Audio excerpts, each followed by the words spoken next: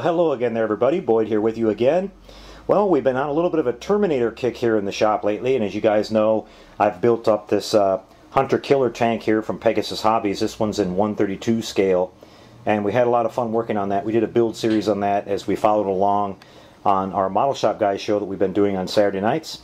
But as I mentioned, we were waiting for our Tenacontrols board to come in. My good friend Ralph over there designed a board for us that'll give us the cannon firing effect. So I got that in the other day, and I've got that installed, and I'm going to show you how that works in just a couple seconds. You can see that we've got this other beautiful little kit that we just finished up as well. This is the 1/9 scale T800 Endoskeleton. This one's from Tenacontrols Hobby. It's an older kit. It's discontinued. It's getting a little bit hard to find, but you can still find them out there on eBay and Amazon. We picked this kit up at the Fiesta 34 model show here a couple months ago, and I got it really cheap, and I'm really glad that I bought it. You can see that it's really detailed. It's really beautiful. It even actually has some metal parts. These sort of spring or tube areas here are actually really stainless steel springs that you install, and I think they've really done a beautiful job detailing this. It looks very accurate, and all the joints, all the hydraulic activators and all that detail is on this model. It's really, really fun to put together and well engineered. All the parts were in really crisp, clean molds, so I'm really pleased with this kit. I highly recommend it if you're a Terminator fan. You can see that we've got his eyes lid here with the fiber optics. We're going to mount this on a little bit bigger base a little bit later where we can fit a 9-volt battery in there, so it'll be self-contained as well. But you can see, I'll just kind of take you around it a little bit, and all the detail on this model is just fantastic.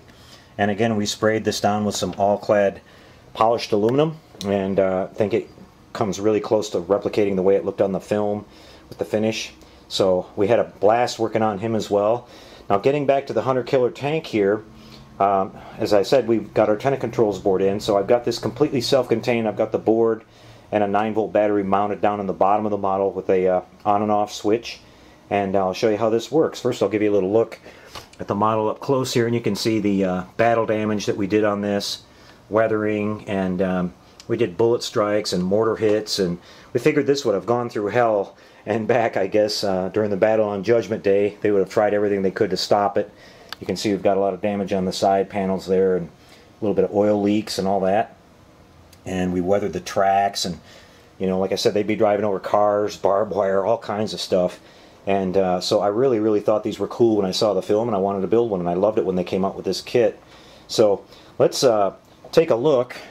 I'll kind of lift the model up here, and you can see we kept it real simple here. I'm just going to leave this panel open. I've got all the light blocked in there so we can't have any leaks or anything, and you can't see the edges of the opening from below, so we'll just have this open for easy access. And you can see that we've got a 9-volt battery sitting in there, and we've got our little board, which is very tiny, mounted on the side with our LEDs soldered directly to that. And I used some of the black RTV silicone to just kind of cover them up so we don't see them flashing on the bottom side of the model. And then we've got a simple little on-off switch there mounted towards the rear. So all I have to do is just turn this on, and I'll do that for you here. And you can see that what we get at first is we get the kind of the police bubble lights there on the top, and his main kind of flood or searchlights that come out of the head area here. And it'll sit this way just statically, which is the way I wanted it. And it looks really cool just like that, and I'm really happy with how the lighting and all that turned out.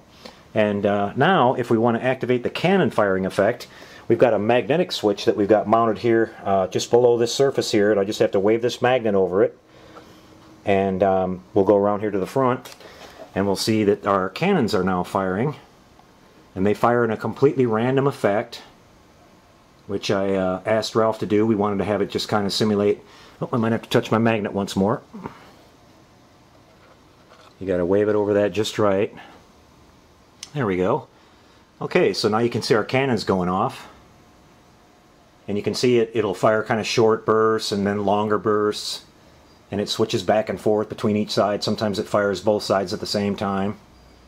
Just like they were targeting individual targets, you know, just kind of firing away. And I really like the effect.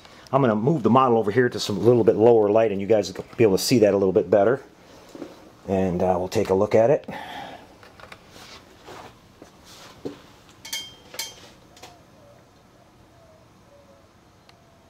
There you can see the cannon effect a little bit better. I'll just kind of hold it here for a couple seconds. So yeah, I really think this looks cool, and I'm really happy with that. Thank you out there, Ralph, for sending us the board. We really appreciate that.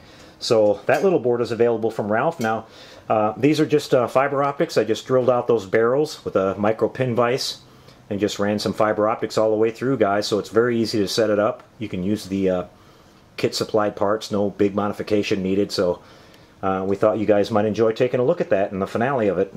So we'll see you back a little bit later, guys. We'll be back with some more kit building here on the show. We're going to be back to the DeBoers Reliant, and then we're going to be back on Saturday nights like usual for our Model Shop Guys show, so we hope to see you there. Until we do, take care everybody, and happy modeling everyone.